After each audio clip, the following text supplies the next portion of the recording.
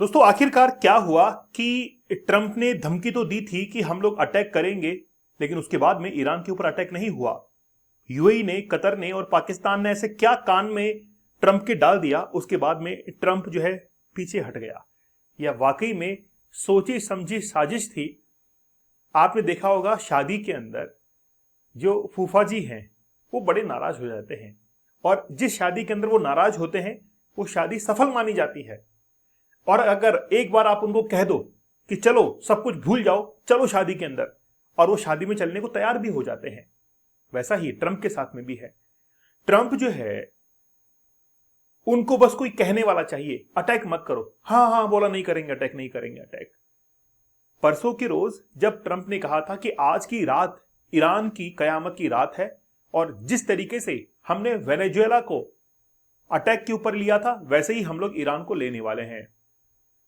दोस्तों UAE, Qatar और साथ ही में पाकिस्तान, तीनों देश ऐसे हैं क्योंकि पाकिस्तान अमेरिका से डायरेक्ट लिंक रखते हैं। ठीक है, देखिए, how Qatar, UAE and Pakistan convinced Trump to step back from attacking Iran. क्योंकि ट्रंप ने ही तो कहा था कि जब मैं अटैक करने के लिए जाऊं ना, तुम मेरा हाथ खींच लेना, तुम सबको ये दिखाना कि देखो हमने कह दिया है, और तुम्हारी वाहवाही होगी। देखो कतर, यूएई की और पाकिस्तान की बात मान रहा है अमेरिका, आज तुम्हारा ही औहदा बढ़ेगा। और फोन से कह दे कि जब मैं ऐसा ऐसा अल्टीमेटम दूं ईरान को, तो तुम ये कहना कि देखो हमने जो है ट्रंप को वापस से पीछे खींच दिया कि नहीं नहीं ऐसा मत करना। तो इन तीनों की इज्जत तो बढ़ेगी ही, साथ ही में ईरान जो है उसको भी समझाने का पूरा मौका मिल जाएगा। और ईरान समझा हुआ यह है, ईरान कहता है कि भाई हम तो अटैक करेंगे, जब तक हमारी शर्तें नहीं मान ली जाती तब तक हम लोग तो अटैक करेंगे। अब फिर भी ट्रंप अटैक क्यों नहीं कर रहा है, ये एक समझने की बात है। चलिए बड़ा विस्तार से समझेंगे। दोस्तों ये जो आप लोग देख रहे हैं ये किसी चंद्रमा की तस्वीर नहीं है, मून की फोटो नहीं है, ये खर्ग आइलैंड है। खर्ग आइलैंड वही आइलैंड है जिस पर आज अमेरिका अपने सैनिकों को तैनात कर चुका है, और ये कहता है कि उस आइलैंड के ऊपर हम लोग कब्जा कर लेंगे। क्यों? क्योंकि उससे ईरान का 90% जो क्रूड ऑयल है उसका प्रोडक्शन वहीं से होता है, माइनिंग वहीं से होती है। ये जो तस्वीर आप देख रहे हैं ये खर्ग आइलैंड की है, लेकिन तब की है जब ईरान और इराक दोनों एक दूसरे के अंदर युद्ध के अंदर उलझे हुए थे, और आज जो है यही खर्ग आइलैंड जबरदस्त तरीके से आज डेवलप्ड है। ये जो आप लोग देख रहे हैं, ये आप लोग देख रहे हैं यहां पर हार्मुज वाटर स्ट्रेट है, ये ईरान है, कतर है, दुबई है, सऊदी अरेबिया है, और यहां पर कुवैत है, और ये खर्ग आइलैंड है। खर्ग आइलैंड जिसके ऊपर कंट्रोल है ईरान का, और 80 से 90% क्रूड ऑयल ईरान का यहीं से आता है। इसका मतलब है कि अगर इसको अमेरिका ने ले लिया तो ईरान की जो बैकबोन है वो यहां से हट जाएगी। लेकिन बड़ा आसान है अमेरिका के लिए तो इसको लेना, भाई छोटी सी जमीन तो है। जब बांग्लादेश के पास में एक सेंट मार्टिन आइलैंड था, उसको लेकर अमेरिका ने धमकी दी थी शेख हसीना को कि अगर ये सेंट मार्टिन आइलैंड हमको नहीं दिया तो हम आपकी सरकार का तख्ता पलट कर देंगे, और वैसे ही हुआ। और जैसे ही बांग्लादेश के अंदर सरकार पलटी, खत्म हुई, वहां पर तख्ता पलट हुआ, तो आज अमेरिका ने वहां पर एक समझौता कर लिया है और खुद का नेवल और एयरफोर्स बेस वहां पर स्थापित कर लिया है, जो कि अमेरिका का एक वो था, टारगेट था, उसको पूरा कर दिया। तो आज अमेरिका इस खर्ग आइलैंड पर कब्जा क्यों नहीं कर सकता है? रीजन क्या है मैं आपको बताता हूं। देखिए, अमेरिका अपनी जिन शक्तियों को खो चुका है, इस टाइम पीरियड के अंदर अपने विरोधियों को संभालते हुए वापस से अमेरिका अपने ही रूल्स लागू करना चाहता है। आज अगर खर्ग आइलैंड पर वो अटैक करता भी है, हो सकता है कि वो उसको अपने कब्जे के अंदर ले भी ले, लेकिन अमेरिका के विरोध के अंदर ऐसे कई सारे देश खड़े हो जाएंगे जो कि आगे कभी अमेरिका की बात नहीं मानेंगे, क्योंकि उनको ये लगेगा कि आज अमेरिका ने ईरान के साथ में ऐसा किया है, कल को ये हमारे साथ में भी कर सकता है। जब ईरान का अस्तित्व नहीं रहा है तो हमारी तो क्या ही कदर करेगा, मतलब कतर को तो फूंक मार के उड़ा देगा। तो ये सारे देश डरते हैं ना, भाई कतर क्यों नहीं डरेगा? आज इतना छोटा सा रह गया, डरेगा ना। कतर छोटा सा देश रह गया, यहां पर तो बंकर बस्टर जो मिसाइल है वो गिरा दी गई, तो ये कतर ही साफ हो जाएगा।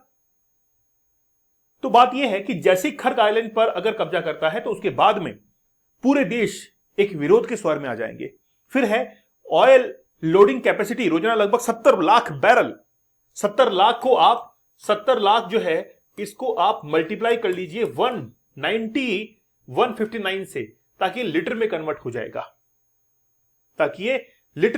जाएगा, और ये मान के चलिए कि लगभग ये मान के चलिए कि करोड़ों लीटर जो है वो यहां से क्या निकलता है, ऑयल निकलता है। ये तो 70 लाख बैरल है, बैरल को भी 159 के अंदर मल्टीप्लाई करना है। टोटल स्टोरेज कैपेसिटी जो है करीब 3 करोड़ बैरल है, टोटल स्टोरेज कैपेसिटी खर्ग आइलैंड के ऊपर। यहां से दुनिया का 20% तेल जो है वो गुजरता भी है स्ट्रेट ऑफ हार्मुज से। दोस्तों ये 50 डेज का हार्ड चैलेंज वाकई में हार्ड चैलेंज है। एक्चुअली में इसकी रियलिटी मैं आपको बताता हूं। स्टूडेंट्स को लगता है कि नहीं ये सब बेकार चीजें हैं, इससे हमारी लाइफ के अंदर कुछ एड ऑन नहीं होगा, क्योंकि उनका शैतानी दिमाग कभी इस चीज को एक्सेप्ट नहीं करता कि यार ये एडिक्शन भी हमारे ऊपर कोई हावी हो सकता है। मैं वो कहना चाहूंगा कि अगर कोई एजुकेटर आपके लिए ये कदम उठा रहा है और 50 दिन तक आपके साथ में चल रहा है लाइव सेशंस को लेकर, तो आप इसका भरपूर फायदा उठाइए कि यार कम से कम 50 डेज तक तो हम लोग ये समझ पाएंगे कि राइट ट्रैक क्या है। वो समझना ही बहुत बड़ी बात होती है। ओके चलिए, after warning that Iran could be hit very hard tonight, ये ट्रंप ने कहा कि आज की रात कत्ल की रात होगी, कायनात की रात होगी, और आज जो है रात को नाच गाना होगा, है ना। सांभा जो है नाचेगा, और नाचेगा कब, आज ही रात को। पाकिस्तान आता है, बोलो गुरुजी आज नहीं नाचना है आपको।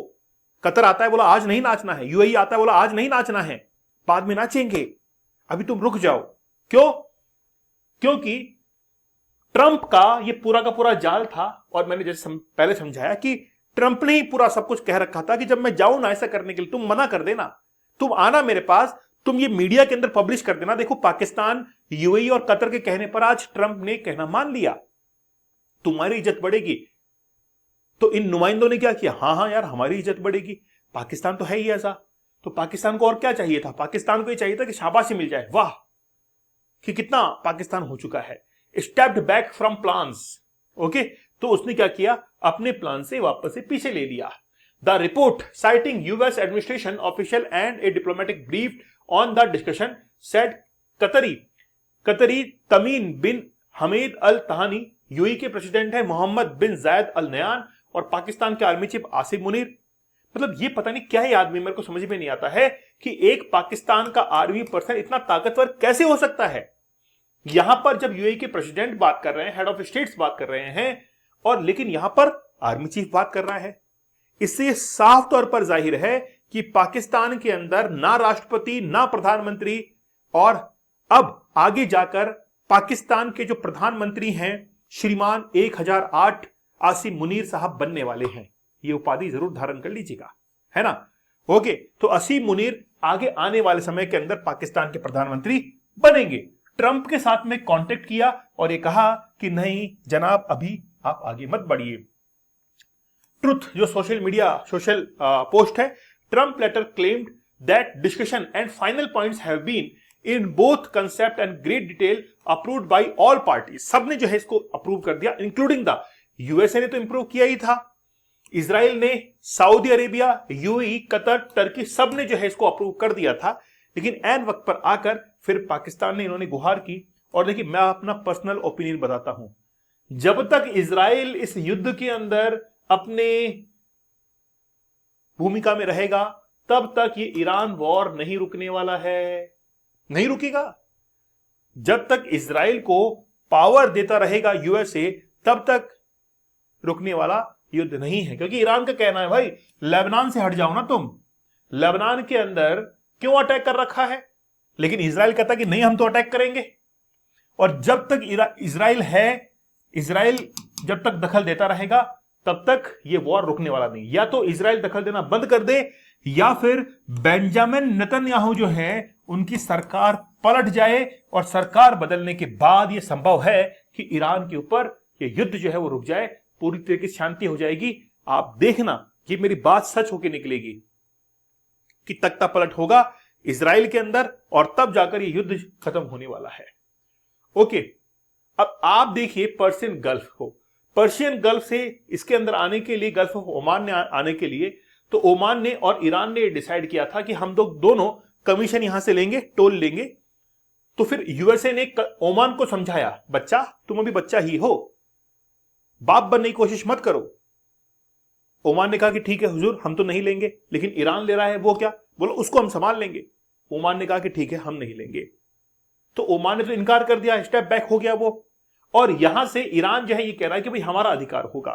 अब बात ये समझिए कि दोनों के बीच में आखिर क्या क्या समझौता हो सकता है, ईरान के और यूएसए के बीच में कहां पर फाइनलाइज हो सकता है। देखिए पहले तो बात है कि ईरान के बारे में थोड़ा सा जान लीजिए आप। तेल भंडार लगभग 208 अरब बैरल ईरान के पास में है। दुनिया की कुल तेल भंडार का लगभग 11.8% ईरान में है। डेली प्रोडक्शन लगभग 33 लाख बैरल प्रतिदिन का है। ओपेक में तीसरा सबसे बड़ा तेल उत्पादक देश था, ओपेक को छोड़ चुका है ईरान। क्यों छोड़ चुका है? क्योंकि ईरान को यह पता है कि मैं अपनी टोटल कैपेसिटी के ऊपर कभी पहुंच ही नहीं पाऊंगा। मैं अपनी अर्थव्यवस्था को, इकोनॉमिक्स को अगर आगे बढ़ाना चाहता हूं तो मुझे अपने फुल प्रोडक्शन पर बढ़ना पड़ेगा, जितना तेल मैं एक्सपोर्ट कर सकता हूं। जैसे सऊदी अरब आज बढ़ चुका है। मुख्य खरीदार चीन और एशियाई देश हैं। ठीक है, ओके। देखिए ये क्या है, आसमान से गिरा हुआ तारा है ना, चांद का टुकड़ा। इसके अंदर कहां से आया ये चांद का टुकड़ा एक वॉर हेड है, मिसाइल का वॉर हेड है, जो कि इंडियन शिप के ऊपर आकर गिरा, वहां पर मौजूद था लेकिन फटा नहीं।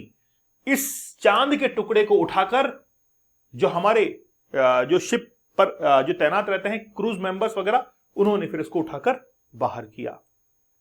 ठीक है ना। अब बात यह है कि आखिरकार ये वार्तालाप आकर कहां रुकेगी।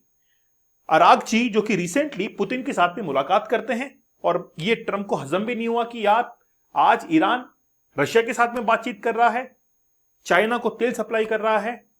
कुल मिलाकर बात यह है कि ये बात वहां पर जाकर रुकेगी कि ईरान स्ट्रेट ऑफ हार्मुज के ऊपर टोल लेगा। ठीक है ना, चाहे वो कम ले ले लेकिन लेगा, पहली बात। दूसरी बात यह है न्यूक्लियर वॉर हेड्स जो एनरिचमेंट है वो कम से कम 3 से 4% तक ईरान करेगा। और तीसरी बात यह रहेगी कि ईरान कहीं ना कहीं जितनी भी उसकी साइट्स तबाह हुई हैं उसका खामियाजा अमेरिका से लेगा। तब जाकर यह पॉसिबिलिटीज है कि यह युद्ध रुक जाए, अन्यथा नहीं रुकने वाला है। हो सकता है कि तीसरी शर्त पूरी ना हो, 2 शर्तों अमेरिका को पूरी करनी ही पड़ेंगी, तब जाकर रुक सकता है, नहीं तो कोई इसमें साधन या फिर रास्ता नहीं दिख रहा है। दोस्तों एडवांस कूपन कोड आप लोग को यूज करना है, जिससे आप लोगों को डिस्काउंट प्राइस में कोर्स अवेलेबल हो जाएगा। और अभी लाइव चल रहा है, मैं कहता हूं देखिए मौके के झोंके हैं, अभी लाइव चल रहा है, इसका फायदा उठाइए। कोई एजुकेटर 50 दिन तक आप लोग के साथ में लाइव बना हुआ है। कमेंट सेक्शन में आप अपनी प्रॉब्लम्स को शेयर करते हैं, मैं आपको बताता हूं। तो आप सोचिए कि कितना सोशल लाइफ जो है सेक्रीफाइस करके एक हार्ड चैलेंज लेना होता है, और आपको हर दिन जो है वो गाइड करना होता है, कितना महत्वपूर्ण होता है, सोच के देखिएगा। 75 डेज का हार्ड चैलेंज, 100 डेज का हार्ड चैलेंज आप लोग ज्वाइन कर सकते हैं। पहले मैंने कंप्लीट करवाया है, दीपक इंदौर ऑफिशियल टेलीग्राम चैनल जरूर ज्वाइन कर लीजिएगा। तो मिलते हैं आप लोगों से नेक्स्ट सेशन के अंदर, तब तक धन्यवाद, थैंक यू, जय हिंद।